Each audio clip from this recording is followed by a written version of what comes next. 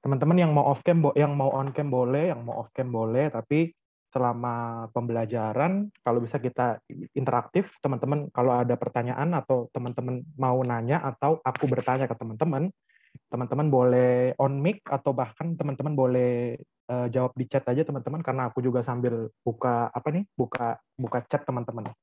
Jadi teman-teman kalau mau jawab atau mau bertanya bisa langsung on mic atau mau melalui chat juga boleh. Ngomong-ngomong, suaraku kedengeran ya?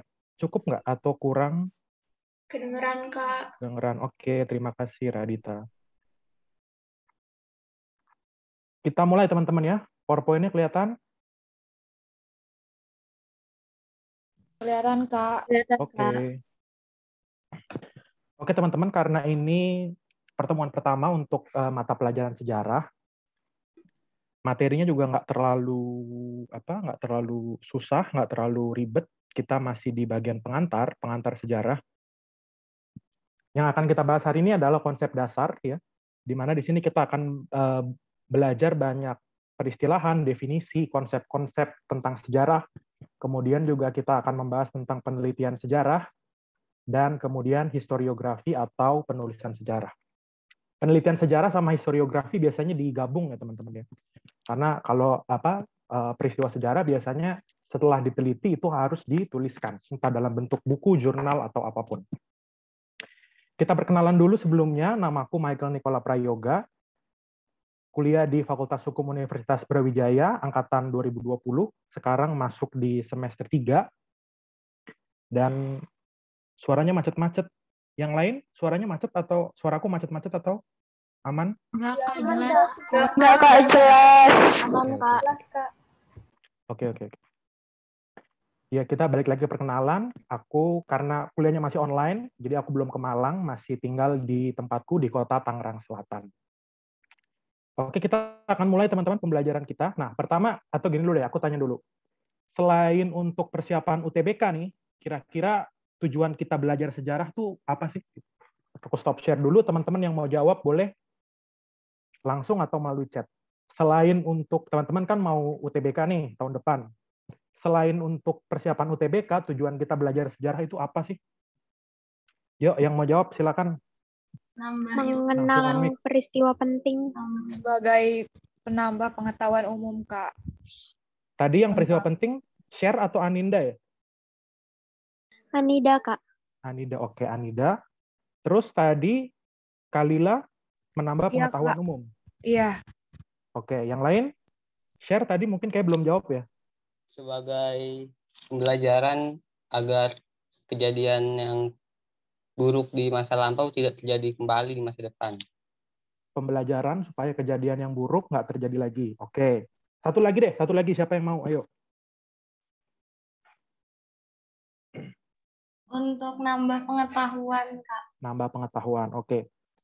Oke, jadi jawaban teman-teman semua benar ya. Kita belajar selain untuk, kalau teman-teman mungkin konteksnya adalah persiapan UTBK, atau tadi benar teman-teman kalian ada yang bilang menambah pengetahuan umum, atau menambah wawasan gitu ya. Tapi yang menarik itu tadi, siapa yang jawab tadi kalau nggak salah Kevin ya, supaya yang buruk di masa lalu nggak terjadi lagi. Nah, aku mengutip satu kata-kata nih teman-teman dari Cicero. Cicero ini seorang filosof ya, seorang negarawan di era Yunani kuno. Kita yang belajar, kalau teman-teman mau mendalami filsafat, dia kayaknya masuk, kalau aku nggak salah ya, masuk ke era filosof Stoa atau filosof Stoics gitu. Teman-teman mungkin sering dengar istilah Stoics. Cicero mengatakan ini teman-teman ya, to remain ignorant of history is to remain forever a child. Untuk tetap ignorant itu apa ya, apatis gitu ya, acuh tak acuh terhadap sejarah, itu menurut Cicero sama dengan untuk selamanya menjadi anak-anak. Aku nggak tahu apa yang mendasari Cicero mungkin ya. Mungkin karena anak-anak nggak punya masa lalu, anak-anak nggak punya pengalaman yang banyak sehingga mereka bisa belajar. Sedangkan kita yang mempelajari sejarah, yang mau mengerti sejarah, kita bisa merefer ke masa lalu. Benar tadi yang teman-teman kalian bilang. Selain supaya yang buruk di masa lalu itu nggak kejadian lagi sekarang, tapi yang juga penting adalah supaya yang baik di masa lalu kita bisa praktekkan juga sekarang. Jadi nggak selalu masa lalu itu buruk, masa sekarang lebih baik, tapi bisa juga hal-hal yang baik di masa lalu kita pertahankan di masa sekarang. Quotes kedua, teman-teman. Ini dari George Santayana. Ini karena materi kita nggak terlalu banyak, teman-teman. Jadi kita akan santai aja. Aku akan banyak tanya jawab, banyak diskusi, dan juga yang paling penting adalah aku akan banyak cerita-cerita, teman-teman. George Santayana ya. Ini kalau teman-teman lihat background-nya, ini adalah Auschwitz, teman-teman ya. Auschwitz. Auschwitz itu adalah salah satu kamp konsentrasi Jerman terbesar ya. Teman-teman kalau belajar sejarah Perang Dunia II, itu kan kita nggak mungkin lepas dari yang namanya peristiwa Holocaust, pembantaian orang Yahudi. Nah, Auschwitz ini, kamp konsentrasi bukan cuma Yahudi sih, banyak juga tahanan politik, letaknya di Polandia. Dan di Auschwitz itu ada tulisannya nih, teman-teman ya. Those who do not remember the past are condemned to repeat it. Orang yang tidak mengingat masa lalu, itu dihukum, dikutuk untuk mengulanginya lagi. Iya, kalau masa lalunya baik, masa lalunya menyenangkan. Tapi kalau masa lalunya buruk, dan kita dikondem untuk mengulangi itu, kan repot. Itu jadi makanya pentingnya kita mempelajari sejarah. Itu tadi sedikit pengantar dari aku. Ini topik pembahasan kita hari ini. Kita akan mulai dengan konsep dasar, kita akan belajar peristilahan, definisi, kedudukan ilmu sejarah, ciri sejarah, ilmu bantu sejarah, kemudian penelitian sejarah. Kita akan belajar tahapannya, kemudian contoh kasus. Nah, karena ini materinya singkat dan ini kebanyakan teori-teori, teman-teman ya. Jadi supaya acara belajar kita ini lebih asik, lebih hidup, dan yang penting adalah lebih berbobot, aku akan banyak kasih contoh kasus yang akan mungkin semoga bisa menambah pengetahuan teman-teman semua. Juga kemudian kita bahas penulisan sejarah, historiografi. Tadi aku udah bilang poin 2 sama 3 ini biasanya satu paket ya, teman-teman. Baru kemudian terakhir kita akan belajar manfaat sejarah. Nah, sebelum itu ini dulu deh. Bahasa Indonesia itu kan kata-katanya banyak nih ya. Iyalah, bahasa kata-katanya pasti banyak. Tapi teman-teman tahu nggak kira-kira bahasa apa aja yang mempengaruhi bahasa Indonesia? Coba yang mau jawab silakan. Saya Kak. Ya, Yang siapa nih? mempengaruhi Kalila Kak. Kalila, oke. Ada bahasa Belanda, terus Arab, terus Jerman ada sedikit. Itu aja sih kayak yang aku tahu. Apa aja tadi? Arab, Belanda. Belanda sama Jerman ada sedikit kata-kata yang dipakai sehari-hari di kita. Oke. Ya, yang lain tadi di chat juga ada ya, bahasa Arab, Inggris, bahasa Belanda, bahasa Melayu ya pastilah ya. Bahasa Portugis, Inggris, dan sebagainya. Kenapa, Cindy? Spanyol juga kalau nggak salah. Spanyol, oke. Ya. Semua jawaban teman-teman benar ya.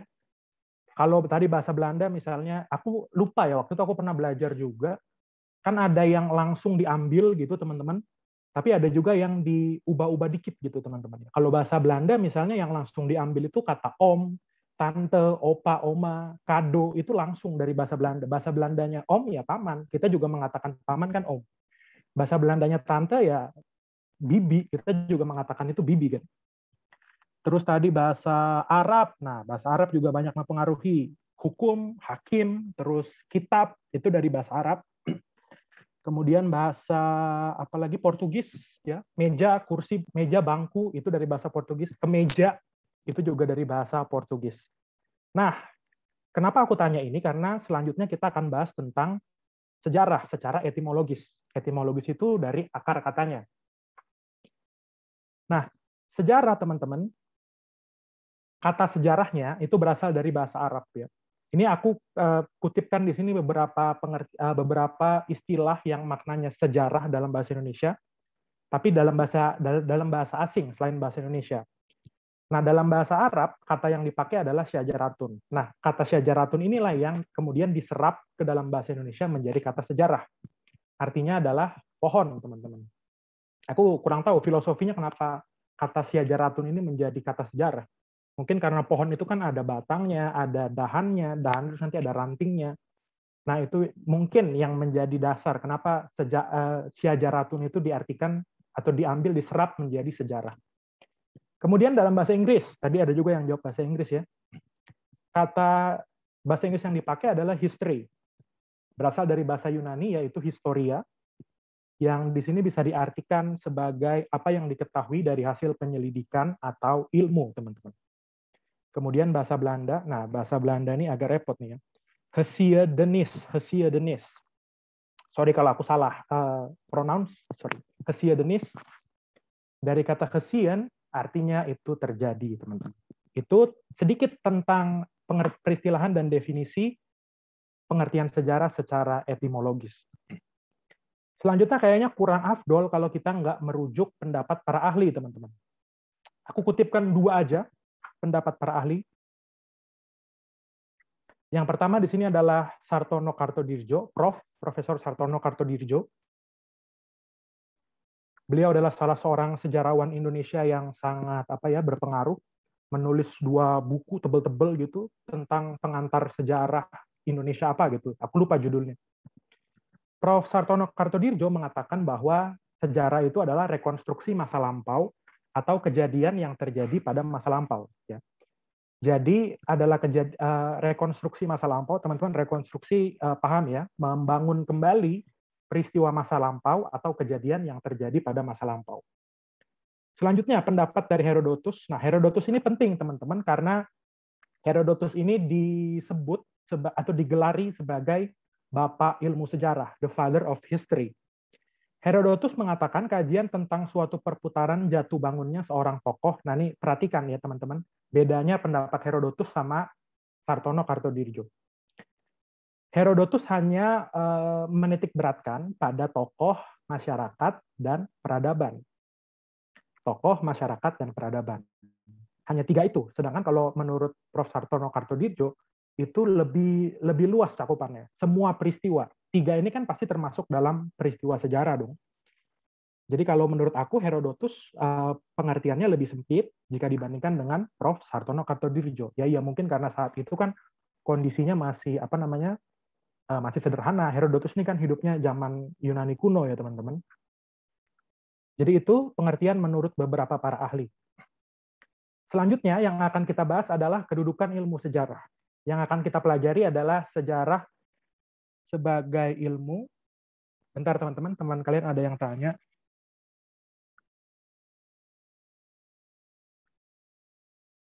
Kata teman kalian ada yang suaranya putus-putus. Iya apa ya?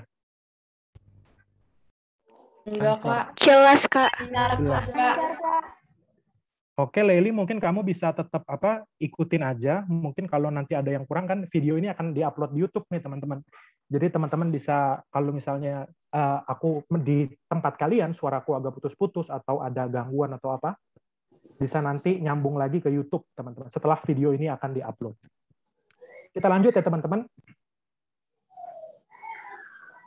Kita akan pelajari sejarah sebagai ilmu, sejarah sebagai kisah, sejarah sebagai peristiwa, dan sejarah sebagai seni, teman-teman. Yang pertama, sejarah sebagai ilmu.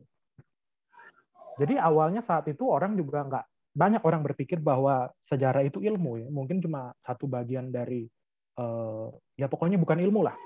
Tapi kemudian orang-orang mulai mengembangkan, mulai berpikir bahwa sejarah itu ini sebenarnya ilmu. Kenapa namanya ilmu? Karena sejarah, peristiwa sejarah itu bisa diteliti dengan syarat atau kaidah keilmuan. Ini Salma juga kayaknya sama. Mungkin nanti kamu tetap bisa ngikutin yang ngikutin aja. Ntar kalau ada yang kurang-kurang, teman-teman bisa nanti pindah ke YouTube setelah nanti video ini diupload. Kita lanjut ya, kaidah keilmuan. Beberapa kaidah keilmuan yang juga bisa diterapkan ke ilmu-ilmu lain, termasuk sejarah, kalau kita mau sebut sejarah itu sebagai ilmu, adalah memiliki, yang pertama misalnya ya, memiliki metode penelitian. Nanti kita akan belajar itu, tahapan-tahapan penelitian sejarah, kita akan belajar itu nanti. Kemudian dia memiliki objek masalah atau yang diteliti. Ada nih, objek penelitiannya ada nih, yang kita mau teliti. Apa itu? Ya peristiwa sejarah. Kira-kira gitu teman-teman ya. Kemudian bisa dipikir secara rasional ya. Walaupun kadang kita kalau bicara mengenai sumber-sumber sejarah, ada juga yang nggak rasional gitu teman-teman ya. Terutama sumber-sumber lisan sih. Misalnya legenda, membangun 1000 candi dalam satu malam gitu. Itu kan kalau kita pikir sekarang, orang sekarang ini mikir, kayaknya nggak mungkin, nggak rasional gitu. Nah itu nanti makanya ada tahapan khusus yang membantu kita supaya hal-hal yang kayak gini bisa dikesampingkan gitu. Kemudian ada kebenaran objektif nih teman-teman. Kebenaran sejarah, maksudnya peristiwa sejarahnya, itu kan udah terjadi nih. Makanya pasti dong, bukan sesuatu yang ngawang-ngawang gitu. Nah, sejarah punya kebenaran objektif, sehingga maka dari itu sejarah bisa dikategorikan sebagai ilmu pengetahuan, teman-teman. Nah, ini kalau teman-teman lihat di bawah ya, ada 2 kampus yang sangat terkenal di Indonesia, UGM dan UI.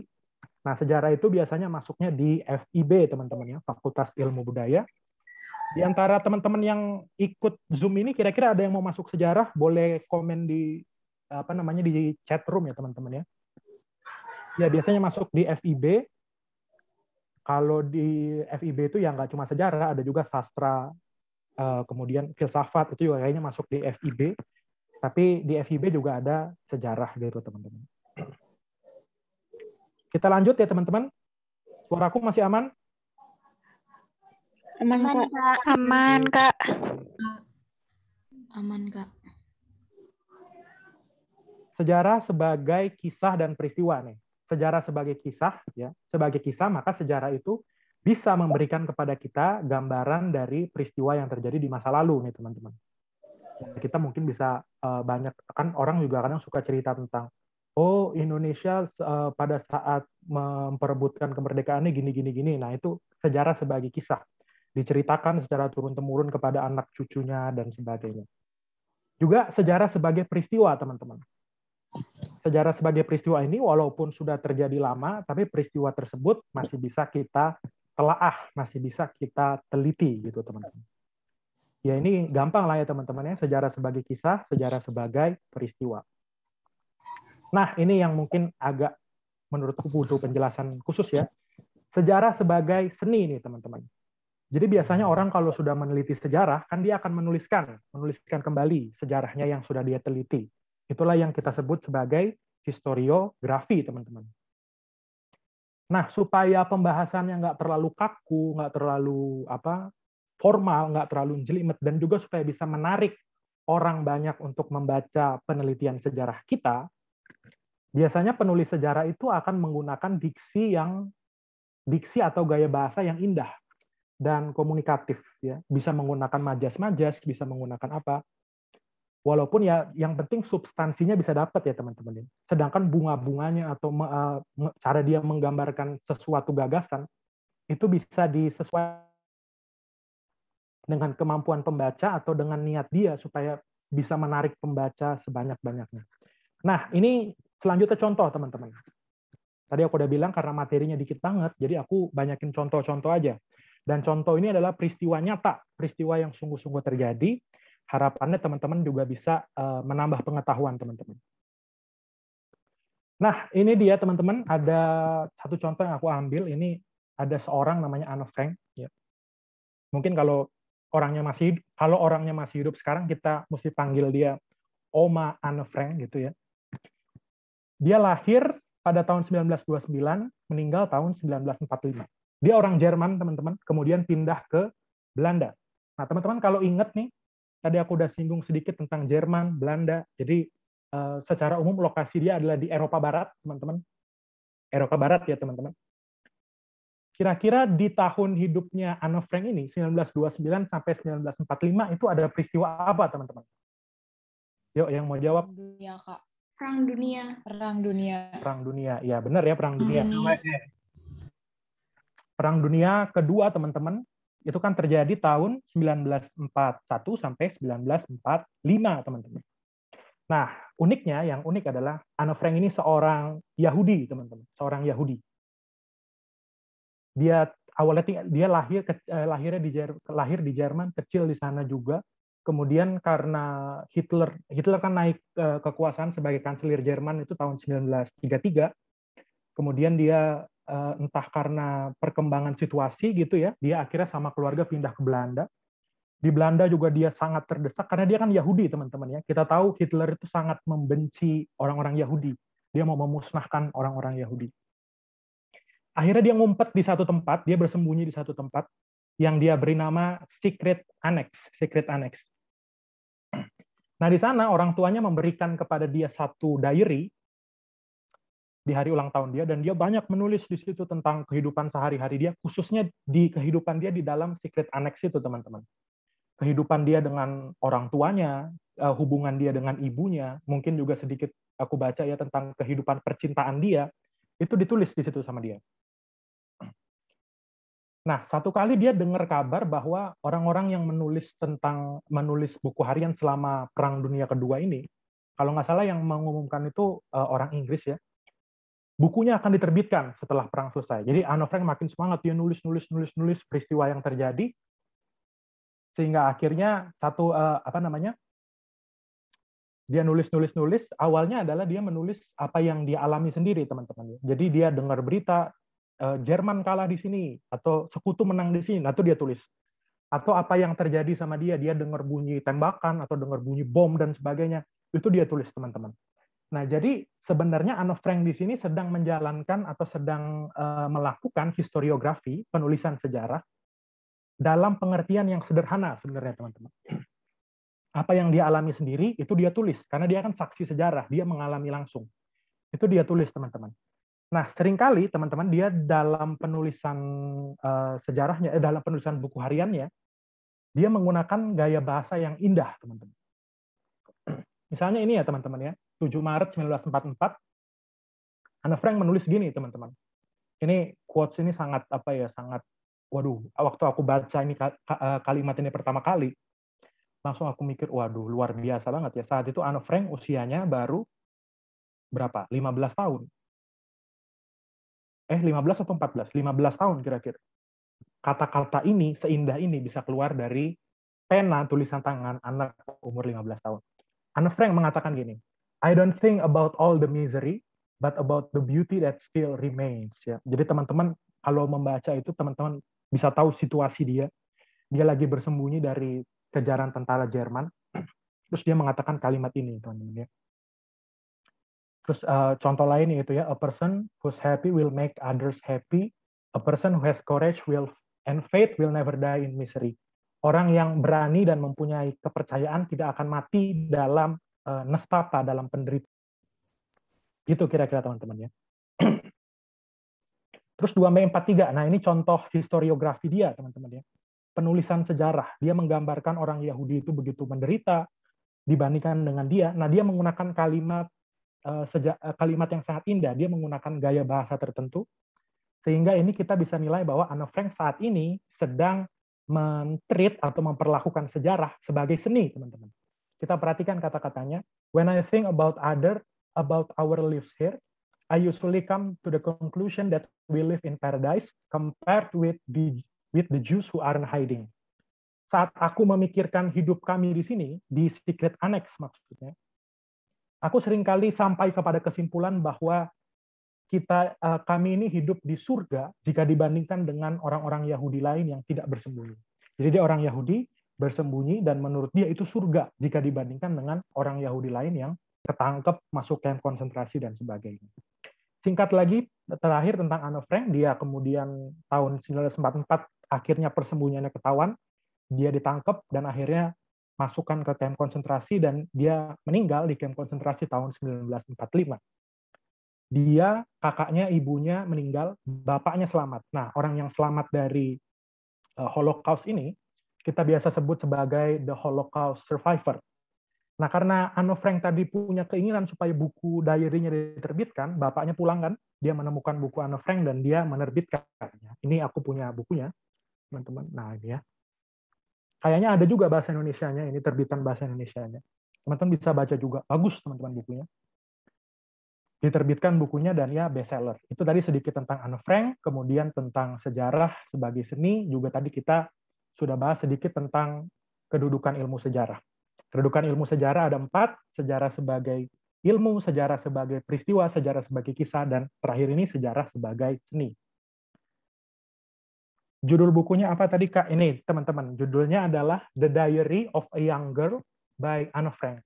Teman-teman mungkin langsung masuk aja ke Google, cari Anne Frank, nanti pasti keluar bukunya. The Diary of Anne Frank. Kita lanjut, teman-teman ya. Teman-teman yang punya pertanyaan mungkin bisa disimpan dulu.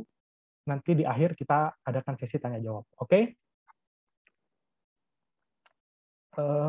Oke, ini ciri peristiwa sejarah, teman-teman. Ada 3. Yang pertama abadi, teman-teman. Sejarah sebagai peristiwa yang abadi maksudnya ya tidak berubah. Abadi itu kan artinya kekal ya, tetap, tidak berubah, pasti, dan juga tetap dikenang sepanjang masa. Itu ciri peristiwa sejarah yang pertama. Yang kedua, penting. Penting dalam arti mempunyai arti penting bagi kehidupan orang banyak. Bukan cuma untuk segelintir orang. Segelintir orang mungkin iya ya teman-teman ya.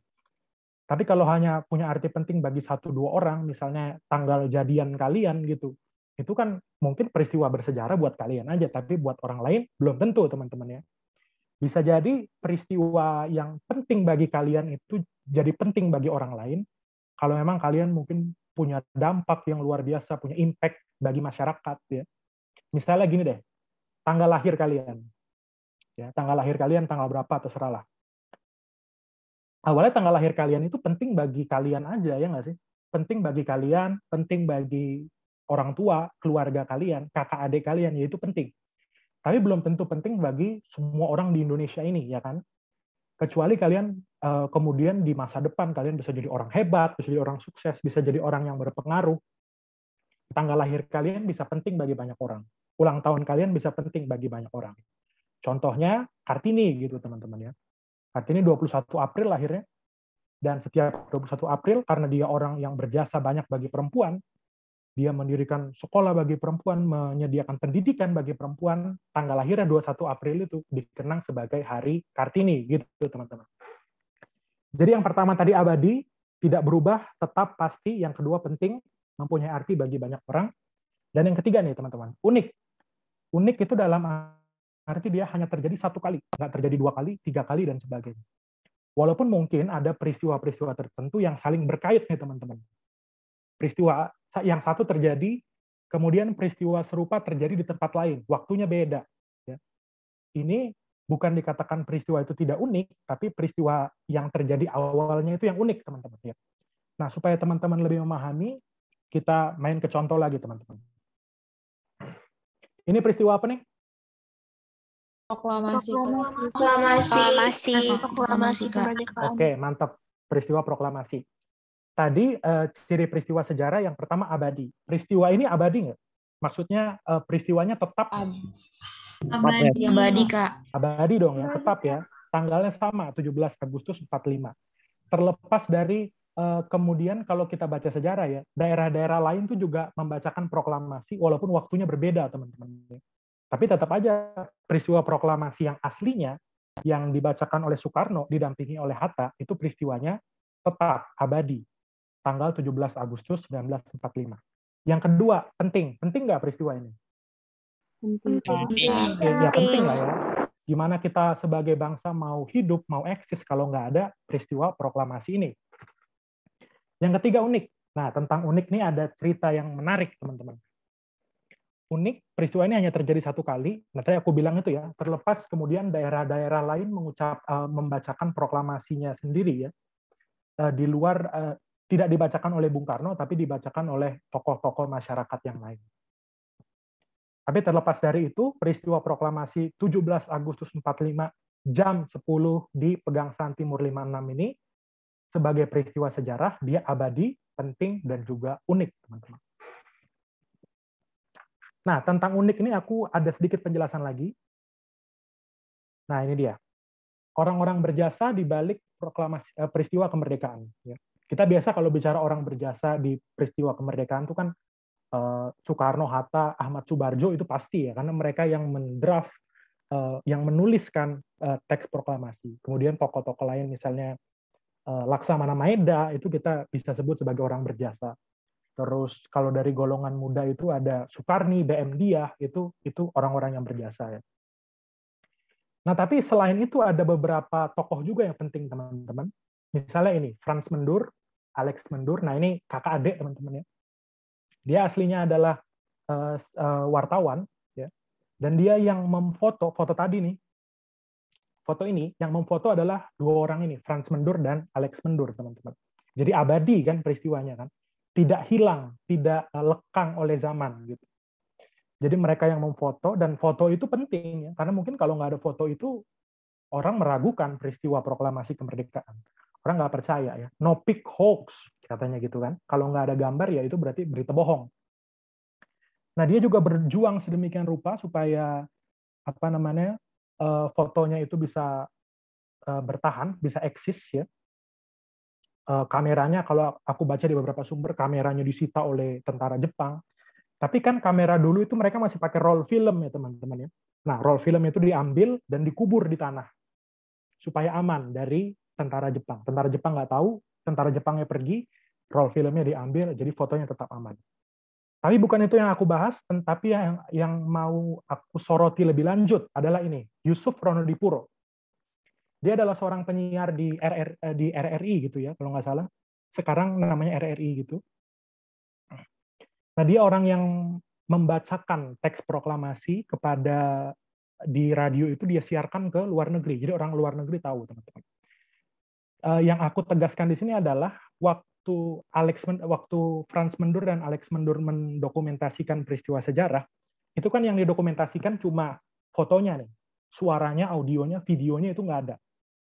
Nah kemudian beberapa tahun kemudian ya Yusuf Ronodipuro ini ketemu sama Bung Karno. Bung, ini kan ingat nggak waktu Bung baca proklamasi? Ya ingat lah, itu kan peristiwa penting. Yusuf Ronodipuro ini minta supaya Bung Karno, Bung kita baca lagi teks proklamasi. Bung baca, saya rekam. Karena dulu kita belum punya rekaman. Kita belum punya rekaman suara Bung waktu Bung baca teks proklamasi. Kira-kira gitulah ya dia ngomong. Dan Bung Karno menolak, teman-teman. Kata Bung Karno, nggak ada itu ya. Proklamasi hanya dibacakan sekali. Balik lagi, peristiwa sejarah unik. Gitu, teman-teman. Tapi akhirnya dia nego dan sebagainya. Kalau Bung nggak membacakan ulang, kita nggak punya rekamannya nih. Anak cucu kita, generasi kita nggak akan tahu gimana rasanya mendengar suara presiden pertamanya membacakan teks proklamasi. Hingga akhirnya nego-nego, akhirnya Bung Karno mau membacakan kembali teks proklamasi. Itu dilakukan kalau nggak salah tahun 1951, 6 tahun berarti ya setelah Indonesia merdeka, direkam di piringan hitam gitu. Teman-teman tahu ya, piringan hitam yang bulat hitam gitu. Dan sampai sekarang kita bisa dengar di YouTube ada. Aku bahkan pernah dengar langsung di Monas ya. Di Monas itu kan naskah proklamasi yang diketik oleh Sayuti Melik nih. Yang ketikannya itu kan disimpannya di Monas. Disimpannya kayak di pintu kaca gitu. Dan waktu itu dibuka pintu kacanya dan di sana diperdengarkan suara Presiden Soekarno membacakan proklamasi. Yang mana yang direkam oleh Yusuf Ronodipuro ini. Nah itu teman-teman sedikit tentang ciri khas peristiwa sejarah. Kemudian tentang ilmu bantu sejarah nih. Nah, sejarah itu bukan ilmu yang berdiri sendiri, bukan ilmu yang bisa independen terlepas dari ilmu-ilmu lainnya. Sejarah juga adalah ilmu yang ada ilmu-ilmu bantunya nih teman-teman. Jadi dalam penelitian sejarah kita nggak bisa cuma mengandalkan ilmu sejarah itu sendiri. Perlu ada ilmu-ilmu lain yang mendukung, yang menyokong jalannya penelitian sejarah. Ada banyak teman-teman, aku cuma kasih beberapa aja yang menurutku penting ya teman-teman ya. Misalnya arkeologi nih. Teman-teman tentu sering ya dengar istilah arkeologi, mempelajari manusia dan kebudayaan di masa lalu. Biasanya melalui peninggalan-peninggalan, ya, fosil dan sebagainya, itu masuknya ke ilmu arkeologi. Kemudian ikonografi teman-teman. Mempelajari arca, lukisan, relief dan sebagainya. Selanjutnya numismatik, ini ilmu atau mungkin hobi juga sih sebenarnya. Hobi yang mempelajari atau yang mengoleksi uang-uang kuno, catatan bank dan sebagainya dari masa lalu, teman-teman. Kemudian epigrafi. Epigrafi ini yang mempelajari tentang prasasti ya. Terutama kalau kita bicara konteks kerajaan Hindu-Buddha khususnya ya. Itu kan sangat banyak peninggalan berupa prasasti. Misalnya kalau kerajaan Kutai punya peninggalan prasasti Yupa. Kerajaan Tarumanegara punya peninggalan prasasti Caruten gitu misalnya. Prasasti kebun kopi, prasasti kedukan bukit dan sebagainya. Nah, itu masuk dalam bidang kajiannya epigrafi. Nah, ilmu-ilmu bantu ini membantu kita dalam pengumpulan atau mengumpulkan sumber-sumber sejarah. Kita membutuhkan ilmu ini untuk membantu kita mengumpulkan sejarah.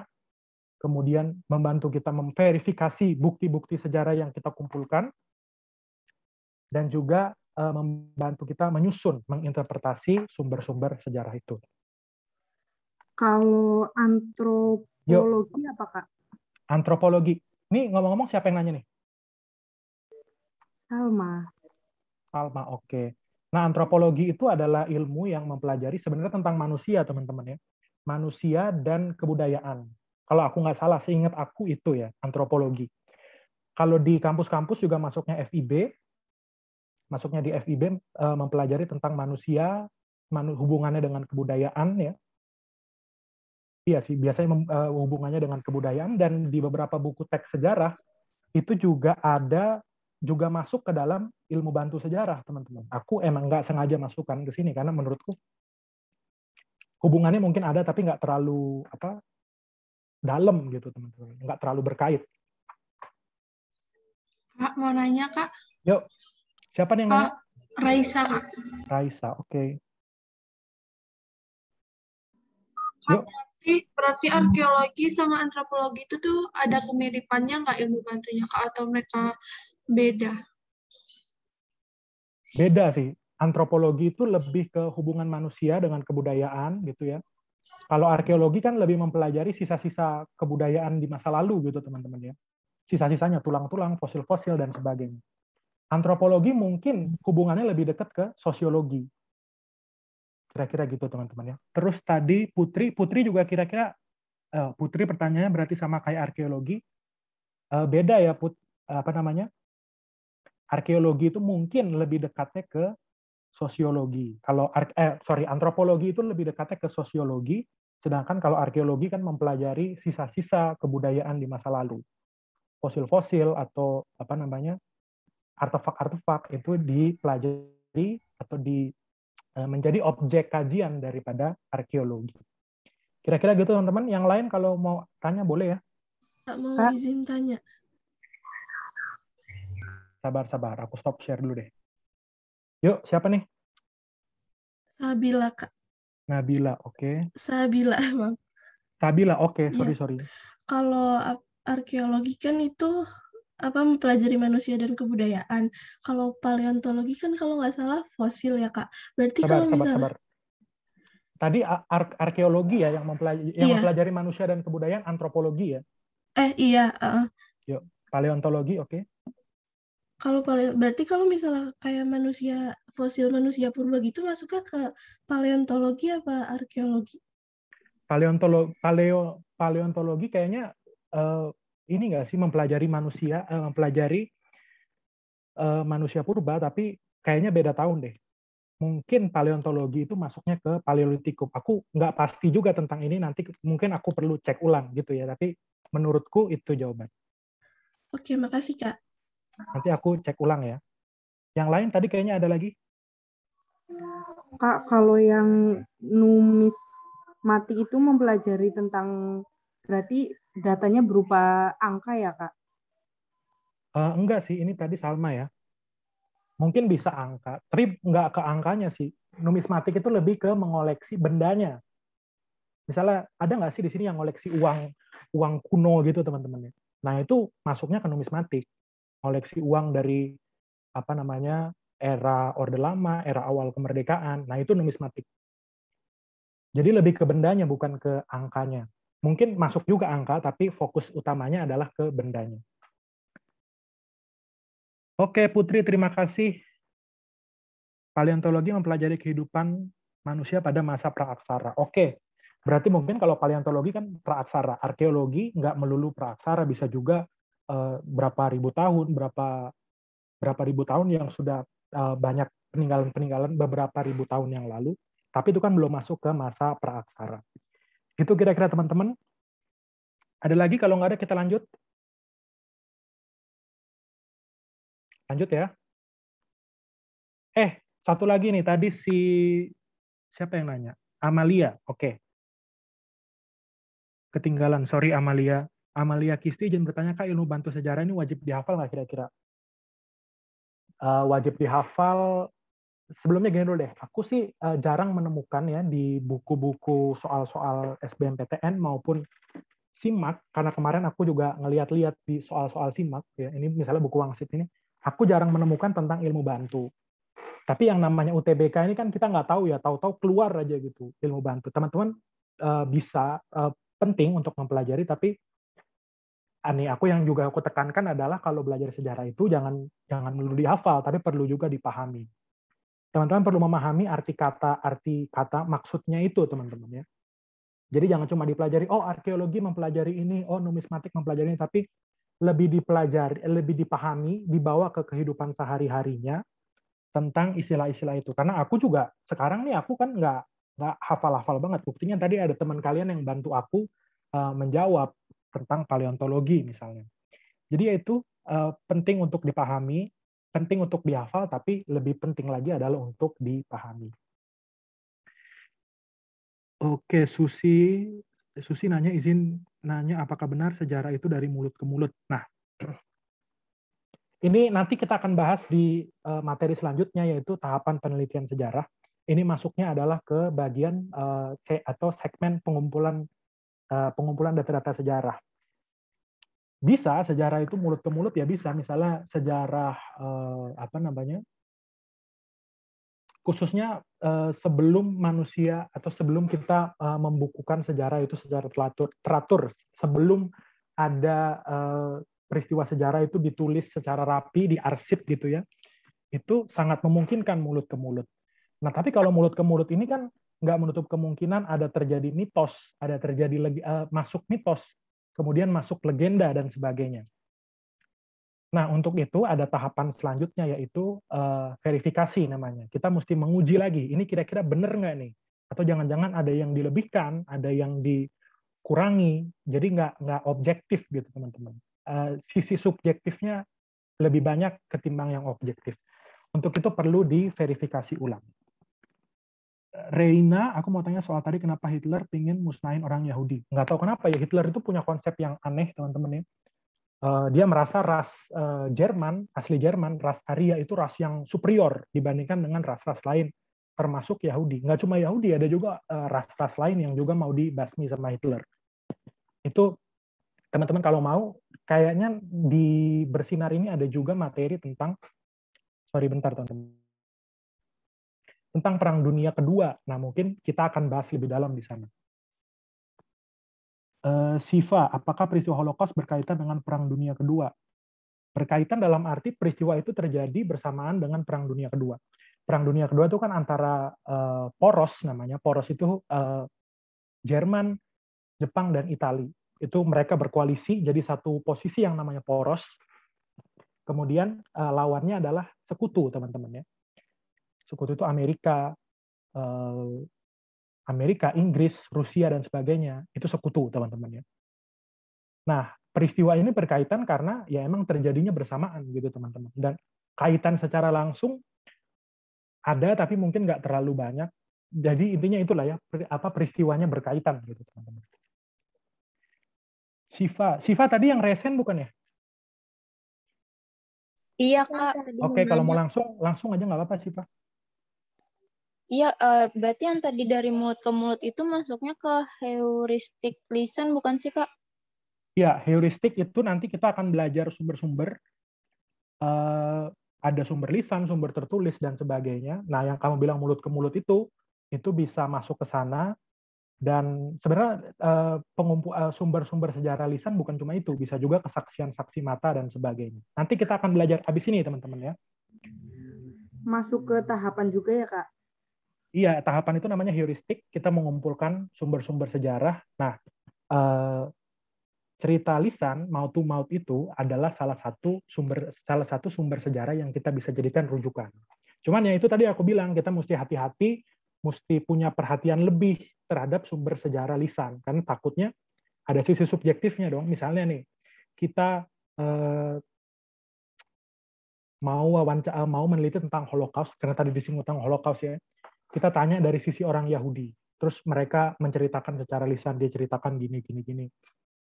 Aku nggak mengatakan semua itu salah, bisa jadi banyak yang benarnya, tapi kita juga harus mempertimbangkan mungkin ada sisi subjektivitas dari narasumber yang kita wawancarai itu.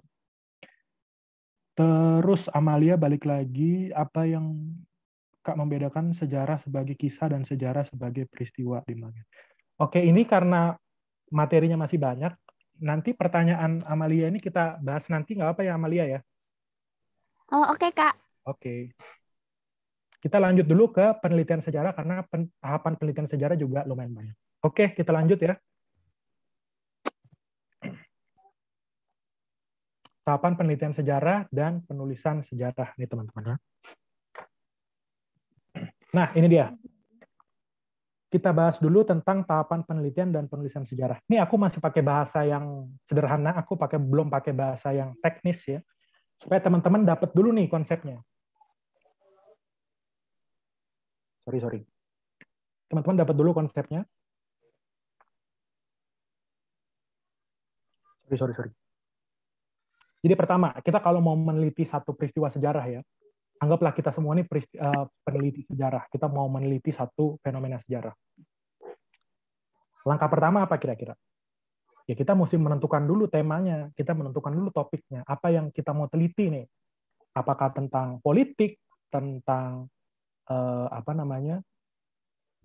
dari segi kebudayaannya, misalnya kita mau meneliti tentang musik dari waktu kapan, dari rentangnya kapan ke kapan. Kita mau meneliti tentang politik rentangnya kapan, katakanlah tahun 1945 sampai 1950. Kita tentukan nih, politik Indonesia tahun 1945 sampai 1950. Nah, jadi kalau kita sudah menentukan topik, sudah menentukan tema, pembahasan kita akan lebih fokus, pembahasan kita akan lebih terarah. Nah, kemudian, tadi nih yang kita akan bahas, yang tadi kita udah sempat singgung di awal tentang data-data sejarah. Kita udah tentukan topiknya, kita udah tentukan temanya. Karena kita nggak mengalami langsung, maka kita mesti mengacu pada sumber-sumber sejarah dong. Kita mesti mengacu pada data-data sejarah. Jadi kemudian setelah kita tentukan topik, langkah kedua adalah kita mengumpulkan data-data sejarah yang kita perlukan. Yang ketiga, data-data itu balik lagi, kita mesti check and recheck. Kita mesti kita mesti uji, bener nggak ini datanya, otentik nggak ini, jangan-jangan hoax, jangan-jangan berita bohong. Contohnya gini teman-teman, ini kita maju 50, 70 atau mungkin 100 tahun dari sekarang. Kita maju ke 50 tahun dari sekarang berarti 2071 ya teman-teman. Ini udah era anak cucu kita dan sebagainya. Ada nanti anak cucu kita misalnya mau meneliti tentang pandemi COVID di Indonesia dari tahun 2020 sampai entah tahun berapa gitu ya, pandemi ini selesai. Mereka mau meneliti tentang pandemi. Temanya udah dapet nih. Temanya adalah tentang, topiknya adalah tentang kesehatan, yang akan diteliti adalah wabah COVID yang ada di Indonesia. Kemudian mereka kumpulkan data-datanya. Mereka nemu misalnya data per harinya itu berapa orang COVID yang kena di Indonesia. Dari mana? Kawal COVID atau dari mana mereka dapat gitu ya teman-teman. Terus daftar kebijakan-kebijakan pejabat yang selama COVID ini. Nah, mereka dapat datanya tuh. PPKM level 4321 gitu. Mereka dapat. Kapan diberlakukannya, kapan diberhentikannya, mereka dapat. Nah, udah ngumpul nih semua datanya. Kemudian mereka mesti check and recheck dong. Dicek satu-satu, oke benar, ada dibandingkan dengan jurnal ilmiah misalnya.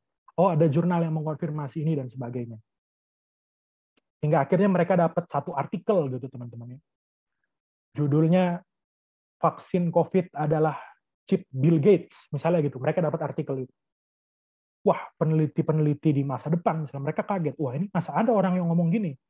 Mereka cari-cari, nah sumber-sumber itu perlu di check and recheck. Perlu diuji, perlu dilihat. Ini otentik nggak? Ini benar nggak? Ya, mereka uji dan sebagainya.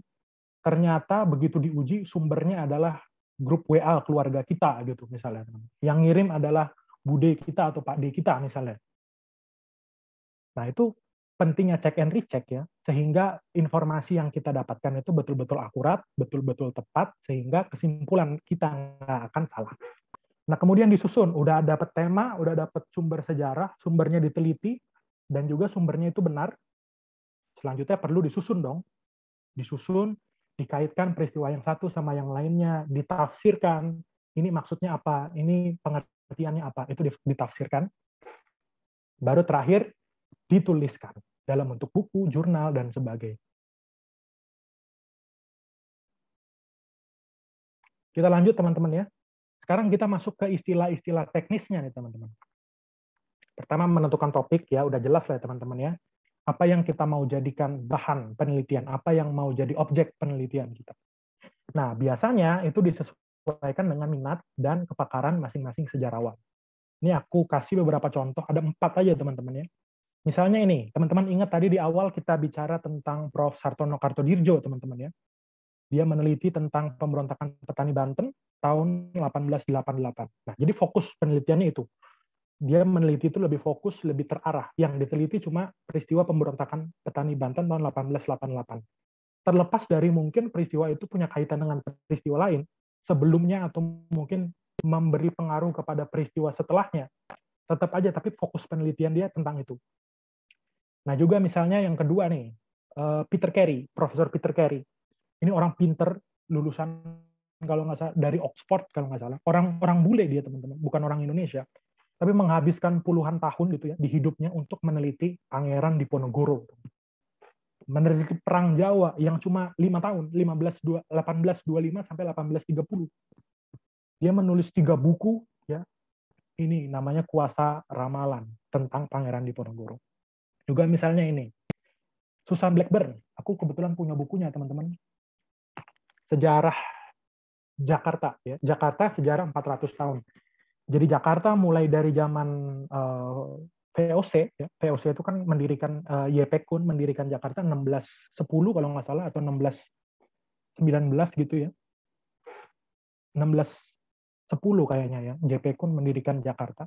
Nah, itu dia bahas sejarah Jakarta itu sampai kalau nggak salah Gubernur Ali Sadikin lewat-lewat dikit gitu teman-teman. Dia bahas dari segala sisi apa namanya arsitekturnya, sisi kotanya di mana, ekonomi, kehidupan politik, bahkan kehidupan agama di kota Jakarta itu dibahas panjang lebar oleh Susan Blackburn. Lagi-lagi dia bukan orang Indonesia, orang mana ya? Ngajar di Victoria University Technology, Griffith University, dan Monash di Australia teman-teman, orang Australia. Itu dia. Aku juga agak apa ya? Kenapa mesti orang luar gitu yang banyak meneliti sejarah kita. Sedangkan kita yang orang Indonesia, jangankan meneliti gitu ya, mempelajari aja kadang kita suka males. Nah, jadi orang-orang luar negeri ini harusnya memotivasi kita untuk lebih rajin belajar, menghargai sejarah, ya. Kalau liburan, perbanyak liburan ke museum, dan sebagainya. Nah, ini juga yang terkenal ya, History of Java, buku lama juga nih. Inggris di Jawa itu kan 1811 sampai 1816 ya. Pemimpinnya Gubernur Jenderal yang ditunjuk oleh Inggris itu Thomas Stamford Raffles. Dia menulis buku yang judulnya The History of Java. Itu tentang menentukan topik ya teman-teman ya. Nah, ini dia tadi yang kita sudah bahas sedikit tentang sumber-sumber sejarah. Ya, tahapannya namanya heuristik teman-teman ya. Mengumpulkan sumber berasal dari bahasa Yunani, heurisein, artinya pengumpulan data dengan melacak sumber sejarah. Nah, sumber sejarah itu dibagi menjadi 3, teman-teman ya. Ada sumber tulisan, ya, bisa kayak tadi bukunya Anne Frank, teman-teman ingat ya, itu kan tulisan dia, diary dia. Atau kalau Indonesia, seingatku itu Suhokgi ya. Suhokgi menulis juga buku judulnya Catatan Seorang Demonstran. Dia nggak menulis, dia nulis catatan harian, kemudian itu diterbitkan jadi buku judulnya Catatan Seorang Demonstran. Ya, itu sumber-sumber tulisan. Bisa juga mungkin buku-buku yang ditulis oleh penulis yang kita mau teliti gitu teman-teman. Nanti aku akan kasih contoh teman-teman ya. Bisa juga tulisan-tulisan di koran dan sebagainya. Selanjutnya sumber lisan. Nah ini yang tadi kita bahas, sumber lisan. Bisa yang tadi peristiwa sejarah diceritakan secara turun-temurun, secara mouth-to-mouth dari mulut ke mulut. Tapi ya itu masalahnya ya itu ya kalau sejarah ini mouth-to-mouth, mulut ke mulut. Ketimbang kita tanya ke satu orang pelaku sejarah, kita tanya, kita wawancara dia, kita dapatkan keterangannya. Ketimbang dari mulut ke mulut. Teman-teman ingat nggak kalau kecil kita suka main ini teman-teman ya. Ada misalnya ada 10 orang gitu ya. Orang pertama kita kita kasih kalimat apa gitu ya, kalimat yang susah, kalimatnya yang bisa kebolak-balik gitu teman-teman ya. Itu digilir satu-satu, digilir sampai akhirnya orang terakhir. Biasanya sampai di orang terakhir substansinya udah berubah, materinya udah berubah, muatannya udah berubah jauh, melenceng jauh dari apa yang kita sebut ke orang di awal. Nah, mungkin peristiwa sejarah yang mouth to mouth itu juga begitu. Sangat memungkinkan. Kemungkinan itu ada kan. Orang yang satu nangkepnya beda, terus meneruskan ke orang lain beda, orang berikutnya nangkepnya beda, nerusinnya beda, terus begitu aja sampai akhirnya sampai ke generasi kita sekarang, dan akhirnya materinya emang benar-benar berubah total gitu teman-teman. Nah untuk itu kita perlu tahapan selanjutnya nanti kita akan pelajari. Jadi itu sumber lisan bisa mouth to mouth, bisa juga kalau kita mewawancarai saksi sejarah ya. Kemudian juga ada sumber benda teman-teman ya. Sumber benda ini termasuk di dalamnya prasasti atau mungkin juga foto-foto dan sebagainya. Nah, ini contoh teman-teman biografi Soekarno. Ini dia bukunya. Nah, Bung Karno itu nggak menulis satu autobiografi tertentu gitu ya teman-teman ya. Kayak misalnya si Mahatma Gandhi gitu. Mahatma Gandhi kan dia menulis autobiografi khusus. Autobiografi sama biografi teman-teman tahu bedanya apa nggak? Tahu, Kak. Yuk, siapa nih yang jawab? Saya, Kak. Siapa tuh? Sebutin ininya juga ya, kode nama kalian juga ya. Oh, share. Oke, share. Apa share? Kalau biografi itu yang ditulisin orang. Kalau apa itu tadi?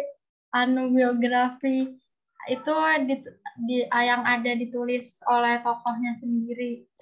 Ya, benar ya teman-teman ya, itu ya. Kalau autobiografi dia nulis sendiri tentang kisah hidupnya dia, sedangkan kalau biografi dia ditulisin orang lain. Nah, buku ini teman-teman ya, agak nggak kelihatan ya kalangan Upin Ipin nih. Di buku ini teman-teman bisa lihat ya covernya. Yang nulis bukan Bung Karno langsung. Cindy Adams itu seorang wartawan dari Amerika kalau nggak salah. Ini orangnya teman-teman. Kalau nggak salah masih hidup ya, sampai sekarang masih ada Bu Cindy Adams ini. Tapi aku lupa, nanti aku coba update ya. Masih ada atau nggak orang ini ya? Seingatku masih teman-teman. Awalnya Bung Karno nggak mau ya, dia menulis autobiografinya, dipaksa-paksa. Yang memaksa itu kalau nggak salah duta besar Amerika atau duta besar mana, namanya Howard Jones, ya, dia paksa Bung Karno, akhirnya Bung Karno mau. Satu syaratnya, apa? Yang Bung Karno mau menulis biografi itu bersama dengan seorang wartawati Amerika yang namanya Cindy Adams. Ya. Jadi buku ini yang nulis Cindy Adams, tapi awal dalam bahasa Inggris kemudian diterjemahkan ke bahasa Indonesia ya. Tapi kalau kita merujuk sejarah Bung Karno yang paling lengkap, yang paling otoritatif, itu ini, teman-teman ya. Buku ini, buku Bung Karno, Penyambung Lidah Rakyat Indonesia. Teman-teman yang mau mendalami tentang Bung Karno, boleh juga baca buku ini. Bagus banget bukunya. Nah, sekarang kita coba membahas sumber-sumber yang dia pakai kira-kira, teman-teman, dalam menulis tentang biografi Soekarno ini. Sumber lisan. Lisannya apa? Karena waktu itu Bung Karno, dia menulisnya pada saat Bung Karno masih ada, masih hidup. Ya, sumber lisannya salah satunya adalah wawancara dengan Bung Karno itu sendiri, dengan Presiden Soekarno-nya sendiri. Terlepas dari mungkin dia tanya-tanya ke orang lain yang ikut Bung Karno dari lama gitu ya, itu memungkinkan ya. Jadi sumber lisan itu wawancara dengan Presiden Soekarno, mungkin juga dengan wawancara dengan orang-orang lain sekitar Soekarno, wawancara dengan menteri-menteri dia sebelumnya, wawancara dengan teman-teman yang bersama-sama dengan dia dibuang gitu ya, yang mendampingi dia di pembuangan ya. Bung Karno kan beberapa kali dibuang ya. Pertama dibuang ke ND, terus kemudian dipindahkan ke Bengkulu. Teman-teman.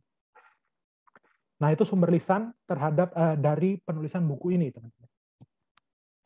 Selanjutnya sumber tulisan. Nah Bung Karno ini dari masa mudanya dia rajin menulis, teman-teman. Ini dia contoh-contohnya. Ini buku yang agak lama ya. Agak lama maksudnya agak akhir hidup Bung Karno, mendekati akhir hidup Bung Karno, baru buku ini ada gitu ya. Enggak dari muda gitu teman-teman ya. Di bawah bendera revolusi, bukunya tebel 2 jilid ya. sekarang mungkin udah dicetak ulang berapa puluh kali mungkin ya, dan itu mahal banget gitu teman-teman buku ini. Juga misalnya tulisan-tulisan Bung Karno di Utusan Hindia. Nah, Utusan Hindia ini adalah harian ya, koran yang didirikan oleh siapa namanya itu, Cokro Aminoto, Haji Umar Said Cokro Aminoto.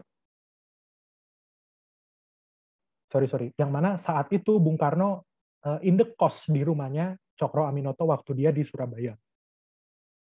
Cokro Aminoto ini adalah pimpinan dari Sarekat Islam, teman-teman. Kalau teman-teman nanti pelajari itu di materi mungkin Pergerakan Nasional, kalau aku nggak salah ingat. Nah, kemudian tulisan Bung Karno yang lain, misalnya ini teman-teman ya. Bung Karno itu pernah dibawa ke pengadilan kolonial, pengadilan Belanda di Bandung ya. Gedungnya sampai sekarang masih ada, Landrat Bandung, kalau nggak salah Gedung Indonesia Menggugat sekarang namanya. Nah, Bung Karno di dalam pidatonya, pidato pembelaannya dia, pledoinya dia beri judul ini teman-teman ya, Indonesia Menggugat. Nah, ini bisa dijadikan sumber sejarah atau sumber tulisan dalam kita mempelajari sejarah Bung Karno, teman-teman. Dan kemudian sumber benda kita bisa dapatkan foto-foto gitu ya, maupun benda-benda peninggalan Bung Karno lainnya gitu kira-kira. Ini tentang heuristik, tadi contoh kasusnya juga udah. Nah, selanjutnya verifikasi. Tadi yang aku bilang, kita kalau udah mengumpulkan sumber sejarah, kita nggak tahu kan ini asli atau enggak, ini otentik atau enggak. Untuk itu kita perlu verifikasi, kita uji keabsahannya, kita uji otentisitasnya.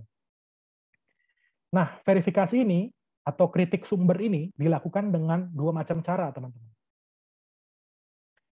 Yang pertama ada kritik intern, ya. Intern itu kita menguji, yang kita uji adalah asli atau tidak sumber substansinya, teman-teman. Muatannya, materinya kita uji asli atau enggak. Misalnya keakuratan peristiwa. Bisa nih teman-teman satu sumber sejarah kita bandingkan dengan sumber-sumber lain selain itu untuk tahu untuk apakah kita bisa mendapatkan konfirmasi apakah peristiwa ini benar-benar terjadi atau tidak. Itu kira-kira teman-teman ya, kritik intern. Kemudian kita juga bisa lihat dari gaya bahasa, teman-teman. Kita bisa lihat dari gaya bahasa. Gaya bahasa orang tahun 1945 sama gaya bahasa orang 2021 pasti beda dong ya. Di tahun 2021 ini banyak kosakata khusus yang memang cuma ada di era ini. Di era 45 belum ada. Begitu juga sebaliknya.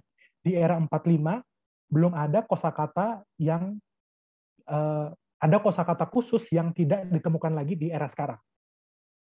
Misalnya gini teman-teman ya. Era 45 itu banyak orang memanggil Bung gitu ya untuk menyebut saudara laki-laki. Ya. Jadi halo Bung, apa kabar Bung gitu. Kira-kira kita bilang gitu. Sekarang kan kita udah nggak temukan itu ya. Kita pakai apa istilahnya misalnya? Bro, ya. Bro juga udah jarak. Sekarang apa? Ngap, apa kabar ngap gitu. Itu ciri khusus yang cuma ada di tahun 2021 dan itu nggak ada di tahun 1945 misalnya. Nah ini bisa kita jadikan sarana, kita bisa jadikan cara untuk kita melakukan kritik sumber itu sendiri, teman-teman. Selanjutnya, kritik ekstern. Kritik ekstern, itu kita menentukan asli tidaknya dari ciri fisiknya. Nah, kalau tadi intern kita lihat substansinya, materinya, muatannya, sedangkan kalau ekstern kita lihat ciri fisiknya. Kita bisa melihat misalnya usia benda. Benar nggak benda ini dari tahun, jangan 45, kurang ekstrim, misalnya tahun 10 sebelum Masehi misalnya, itu kita bisa uji usia bendanya, apakah usianya benar seperti itu gitu ya. Kemudian bisa juga jenis kertas tahun 2021, misalnya kertas ini ya, kertas binder gini teman-teman yang kita biasa pakai buat lesan atau aku pakai buat nyatet materi dosenku, tentu pasti beda sama kertas yang dipakai untuk menulis proklamasi tahun 45. Kertas yang dipakai untuk buku-buku sekarang, ya kertas book paper ya kalau nggak salah namanya, pasti beda dong sama kertas yang dipakai dengan buku keluaran tahun 45 dan sebagainya. Nah itu salah satu cara contoh kita untuk bisa melakukan kritik sumber sejarah, kritik internal dan kritik eksternal. Nah selanjutnya, tadi aku udah singgung juga di awal, sumber sejarah yang udah kita verifikasi, akhirnya kita temukan nih, oke, ini otentik, ini asli, ini bisa dipertanggungjawabkan, dikonfirmasi dan sebagainya, kesaksiannya benar.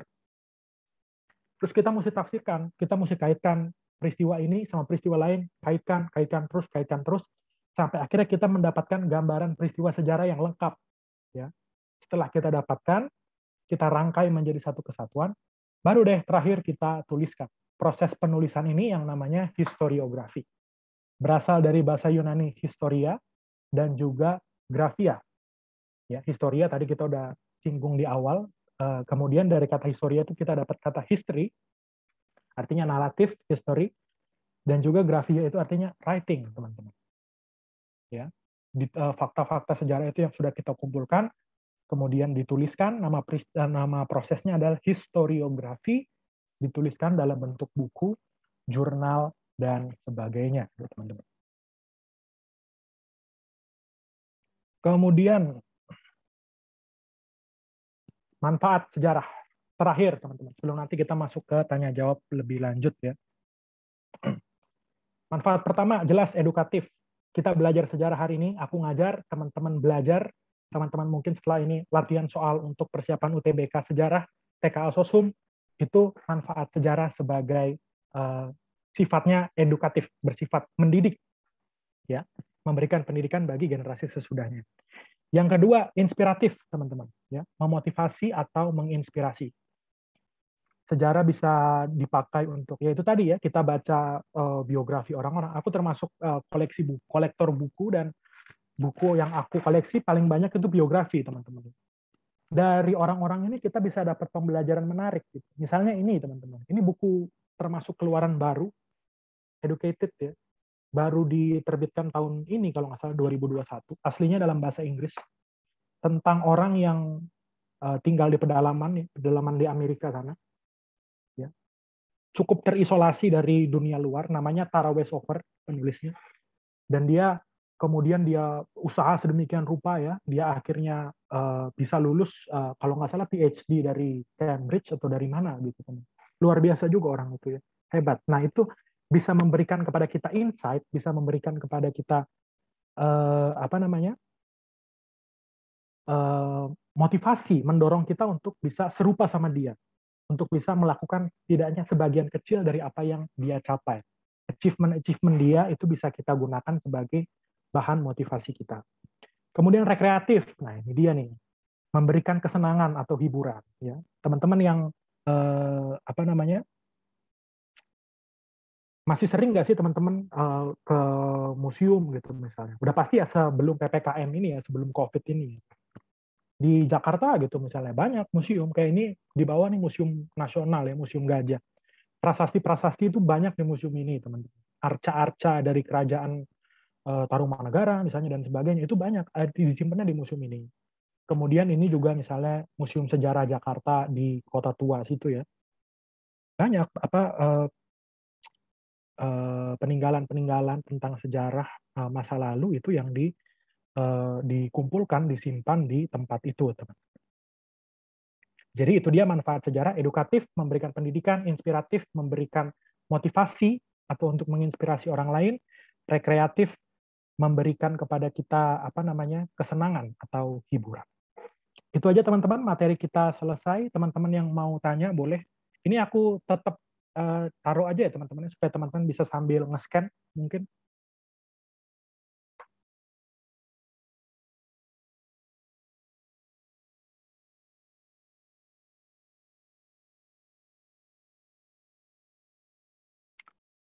Yang mau tanya boleh, aku sambil ini dulu ya, minum dulu ya. Sorry,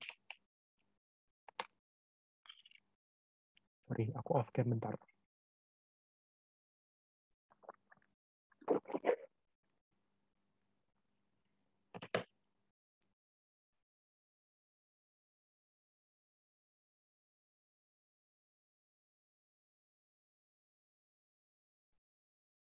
Aku mau tanya. Yuk, siapa nih? Siva, Kak. Oke. Kenapa cerita rakyat itu nggak bisa dikategorikan sebagai sejarah? Cerita rakyat ya? Uh-uh. Misalnya Malin Kundang gitu ya, Tangkuban Perahu gitu ya.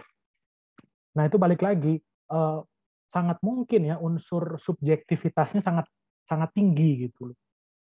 Yang mana kita nggak mungkin kan kita merujuk sumber-sumber itu untuk dijadikan sebagai sumber sejarah. Balik lagi teman-teman ya, mungkin teman-teman ingat tentang apa namanya tadi di awal sejarah sebagai ilmu, kita tahu di situ bahwa sejarah itu bisa dipikir secara rasional. Ya. Kira-kira kalau peristiwa-peristiwa yang seringkali dijadikan ada di cerita rakyat, seringkali nggak rasional kan? Gimana caranya kita membangun candi satu malam? Gimana caranya perahu itu ditendang terus jadi gunung gitu misalnya? Kita nggak masuk akal gitu mungkin, nggak masuk rasional, nggak rasional gitu teman-teman. Nah untuk itu makanya subjektivitasnya aku bilang tadi sangat tinggi dan itu nggak mungkin banget dijadikan sebagai sumber sejarah. Aku nggak mengatakan semua salah, mungkin ada yang benar gitu teman-teman, ada sebagian dari muatan cerita rakyat itu benar. Kalau memang bisa dikonfirmasi, bisa dibuktikan kebenarannya, mungkin ada konfirmasi dari sumber lain, itu bisa aja, sah-sah aja dipakai gitu. Dan oh ya ini juga mungkin ini. Cerita rakyat bisa juga kan digunakan sebagai sarana orang untuk mendidik orang lain gitu, anak-anaknya misalnya. Malin Kundang, mungkin aja itu kisah yang bertujuan, orang-orang dulu bertujuan mendidik anaknya supaya nggak kurang ajar sama orang tuanya gitu misalnya teman-teman. Sangat mungkin kan, jadi tujuannya itu juga berbeda gitu teman-teman. Kira-kira itu tadi siapa? Siva ya? Oke Kak, makasih. Oke, ini Deva, boleh Deva? Halo Kak, aku mau Yuk. tanya. Menurut Kakak, teknik belajar sejarah yang paling tepat itu supaya supaya cepat nempel, supaya cepat paham itu kayak gimana? Oke, mumpung masih di awal ya. Tadi yang nanya ini bedanya peristiwa sama kisah, habis ini aku jawab ya. Jadi yang aku selalu tekenin ya sama yang aku ajar gitu. Aku juga sebelum ini aku ada ngajar sebelum mengajar di Bersinar kan juga ada ngajar di tempat lain. Yang aku tekankan adalah ya memahami peristiwanya gitu, jangan menghafal. Dan juga kalau sejarah untuk levelnya UTBK, SIMAK, biasanya yang angka-angka gitu teman-teman ya, tanggal, tahun, jumlah itu nggak terlalu banyak teman-teman. Aku juga entah kenapa saking bencinya sama angka ya, saking bencinya sama matematika gitu ya. Ketemu angka aja aku bingung gitu teman-teman. Sehingga dampaknya adalah dibawa ke belajar sejarah, aku juga jadi agak sulit mengingat angka dan sebagainya. Sama, aku sekolah hukum kan banyak pasal-pasal gitu ya. Undang-undang kita juga ditulisnya undang-undang nomor sekian, tahun sekian. Nah itu karena apa namanya, mungkin nggak terbiasa mengingat angka, aku juga kadang kesulitan. Jadi kalau untuk sejarah, lebih kepaham detail peristiwanya. Nah, seringkali yang ditanyakan adalah detail-detail kecilnya nih, yang kita nggak tahu, yang kita nggak update gitu teman-teman ya.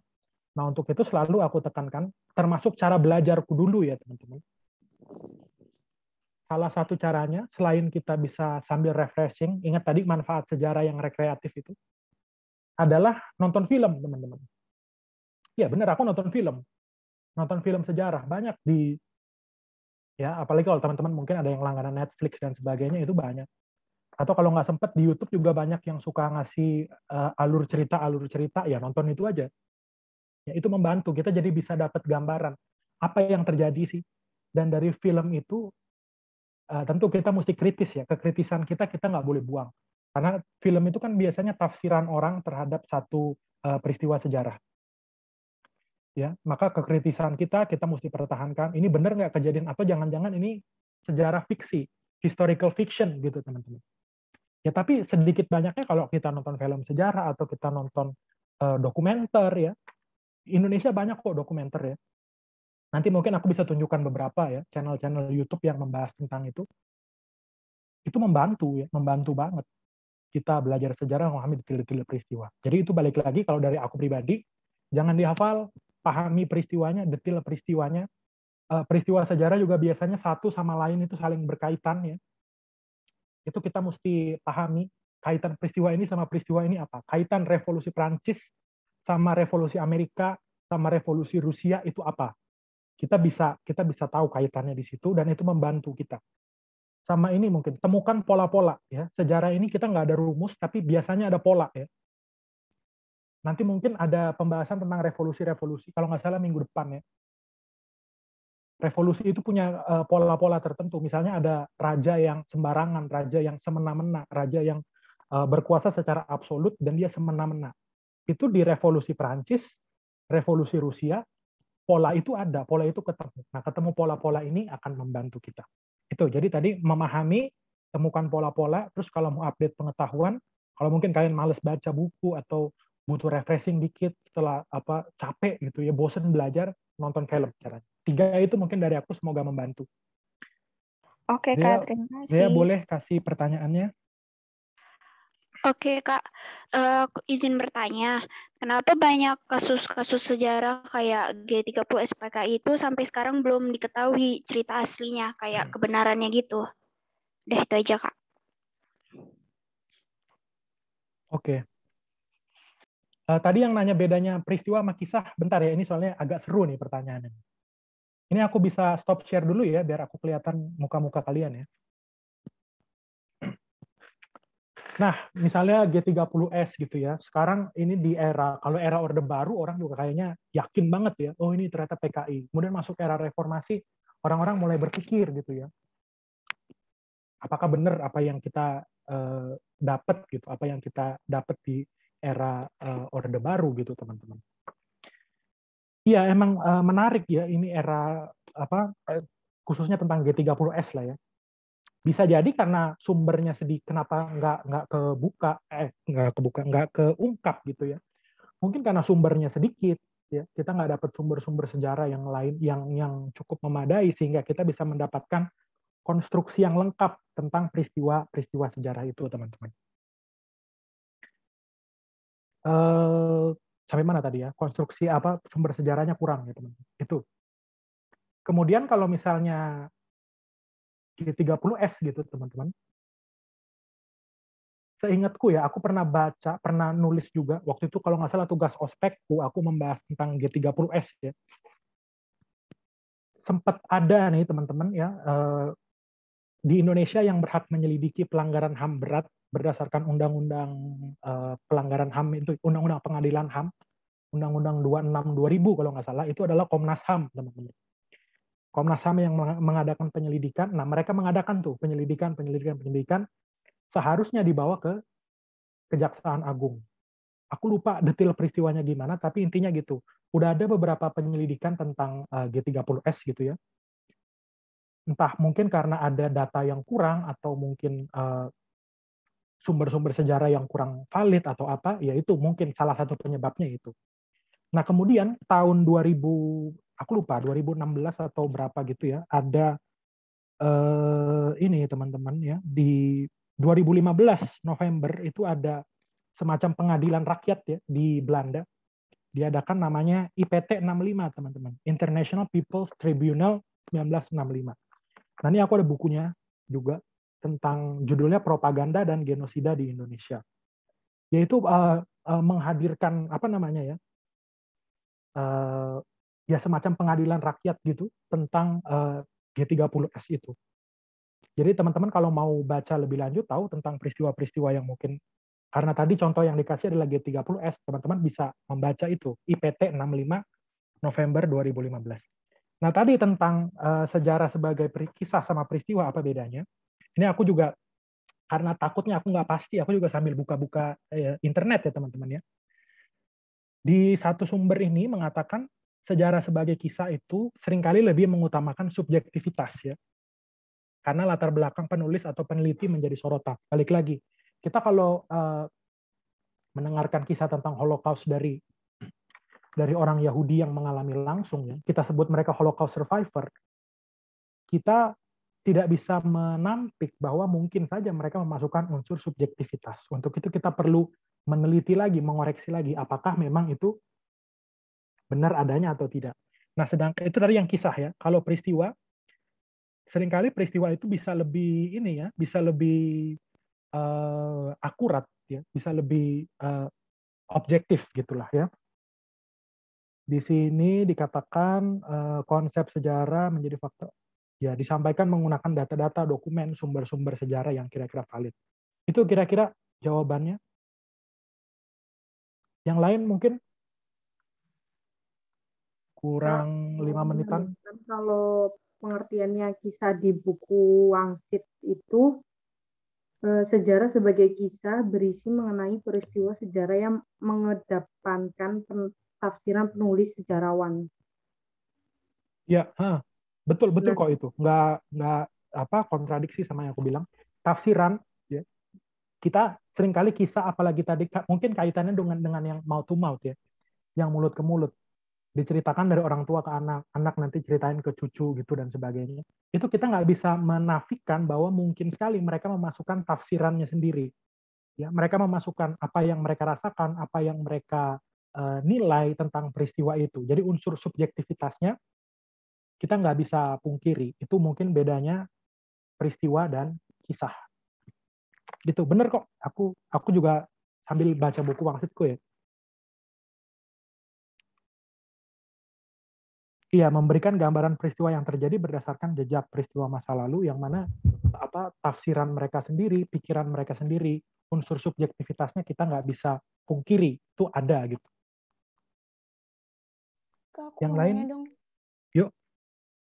Kalau misalnya nih, kalau yang cara nulis Sabar, sejarah. ini siapa? Safina ya? Ya. Dari nulis sejarah itu kan ada banyak sumber dari orang mulut. Misalnya Holocaust ini kan ada dari apa Kak? Apa? Yahudi sama orang yang orang Jerman itu. Terus Ya, kita cara nulisnya dari dua sumber itu atau dari salah satunya Kak? Kalau mau berimbang ya, kalau mau objektif ya, kalau mau benar-benar sesuai dengan faktanya ya mau nggak mau kita mesti lihat dari dua sisi dong, ya kan? Orang Jerman katakanlah dia simpatisan Nazi gitu misalnya, simpatisan partai Nazi, pendukung partai Nazi. Yang mana Nazi punya ideologi gila itu kan. Ya, ideologi kacau itu teman-teman ya. Ya orang bangsa Arya itu bangsa yang ras yang tinggi, sedangkan manusia lain itu lebih rendah dari mereka dan layak untuk dibunuh gitu. Kalau mau berimbang ya kita mesti bandingkan apa yang diceritakan oleh orang-orang yang pendukung Nazi, sedangkan orang-orang Yahudi yang jadi korban. Jadi antara pelaku dan korban mesti seimbang. Sama kayak di pengadilan gitu misalnya kan. Dua belah pihak kesaksiannya mesti kita dengar, mesti kita ikutin gitu teman-teman. Supaya kita mendapatkan gambaran yang lengkap, gambaran yang seimbang, dan gambaran yang adil. Itu sih itu. Yang lain mungkin? Aku mau nanya lagi. Yuk. Siva. Yuk. Kenapa perbedaan latar belakang penulis sejarah itu jadi faktor subjektivitas dalam penulisan sejarah? Latar belakang maksudnya apa nih? Pendidikan atau apa? Enggak, kan aku lagi sambil ngisi soal-soal gitu. Terus kan itu tuh perbedaan latar belakang penulisnya itu jadi alasan subjektivitas dalam penulisan sejarah. Kamu lagi ini dari soal ya? Kamu boleh bacain nggak soalnya? Subjektivitas dalam penulisan sejarah disebabkan oleh beberapa faktor kecuali A. Perbedaan latar belakang penulisnya, B. Sikap berat sebelah pribadi, C. Pandangan hidup yang berbeda, D. Prasangka kelompok, E. Tingkat ekonomi dan kehidupan yang berbeda. Kan isinya yang E. Nah, terus aku agak bingungnya tuh kenapa latar belakang penulis itu jadi faktor subjektivitas penulisan sejarah. Oke. Teman-teman pernah dengar istilah ini nggak? Sejarah ditulis oleh pemenang. Itu istilah yang terkenal kan. Nah, orang yang menang sama orang yang kalah tentu punya posisi yang berbeda nih teman-teman ya. Mungkin itu penyebabnya. Yang menang merasa wah, gue menang nih, gue bisa nulis sejarah, menguasai sejarah. Sedangkan yang kalah, gue menderita, gue susah dan sebagainya. Nah itu perasaan sakit, perasaan susah selama masa itu sangat mungkin menjadi menjadi sumber subjektivitas gitu ya. Nggak menutup kemungkinan orang yang mungkin merasa menderita, merasa sakit, terus ceritanya dilebih-lebihin gitu kan. ceritanya di lebih-lebihin, terus yang merasa enak-enak aja, yang merasa fine-fine aja, ceritanya dikurang-kurangin. Jadi kita nggak dapat porsi yang pas. Nah, untuk itu tadi aku bilang, kenapa kita mesti imbang antara yang pro kontra, yang dirugikan dan yang merugikan, itu harus seimbang. Keduanya kita mesti dengar pendapat. Itu sih. Jadi kaitannya ya itu. Latar belakangnya dia menderita, kalau dia menderita sangat mungkin dia melebih-lebihkan peristiwanya, kalau dia diuntungkan sangat mungkin juga dia mengurang-urangi ceritanya, bobot ceritanya. Itu dia. Satu pertanyaan lagi, mungkin udah jam 5 juga. Pertanyaan penutup? Ada?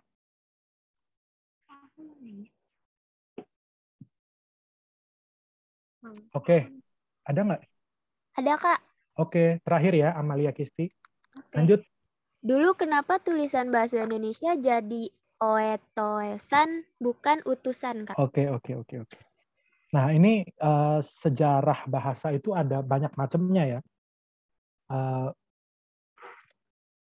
Ada ejaan apa itu ya, Suwandi gitu ya, ejaan segala macam. Nah, itu pembahasan khusus, tapi aku simpelnya menjelaskan itu apa cara orang Indonesia menulis saat itu ya begitu. OE, kemudian C ditulisnya TJ, J dibacanya Y. Nah, itu salah satu ciri khas orang zaman dulu ya itu. Mereka menggunakan ejaan yang saat itu established gitu ya. Kayak sekarang lah, sekarang kan yang benar adalah EBI. Kita udah nggak pakai IYD kan. Yang benar adalah EBI. Kita mesti menyesuaikan dengan kaidah kebahasaan yang ada saat itu dong. Nah, adanya kaidah kebahasaan yang di satu masa tertentu, karena tadi kita bahas tentang kritik intern dan kritik ekstern, ternyata justru itu malah memberikan keuntungan, menurutku pribadi itu memberikan keuntungan. Karena dengan itu kita bisa mendapatkan gambaran yang lebih lengkap, gambaran yang lebih memadai tentang kondisi saat itu. Jadi kalau zaman sekarang orang udah nggak ada nulis U pakai OE kan. Bahkan setelah kemerdekaan, Bung Karno itu mengganti namanya. Ini aku tulis ya. Kita kan kalau nulis Soekarno, SOE Karno kan. Ya kan? Bung Karno sendiri kalau nulis namanya begini teman-teman. Ya. Di buku tadi yang aku bilang, Penyambung Lidah Rakyat ini, anaknya Bung Karno siapa ya? Guntur atau Guruh ya? Guruh ya. Bahkan di kata sambutannya dia mengatakan, udahlah orang Indonesia kalau nulis nama Soekarno, jangan lagi SOE Karno, tapi SU Karno. Karena Bung Karno sendiri benci dengan tulisan SOE Karno, karena menurut dia itu ejaan Belanda, ejaan penjajah. Aku lupa namanya, ejaan Van Ophuijsen atau apa gitu namanya. Itu dia. Kecuali tanda tangan dia tetap kayaknya SOE Karno. Kenapa? Karena saat itu teks proklamasi udah ditandatangani pakai ejaan SOE Karno. Mau diubah sayang kan. Nah itu sih. Jadi tergantung ejaan yang berlaku pada saat itu aja sih. Itu oke. Nggak ada lagi pertanyaan teman-teman. Kalau mungkin ada yang mau ditanyakan lagi, aku juga join di grup Galaktik Sosum itu. Teman-teman mungkin bisa tanya di sana.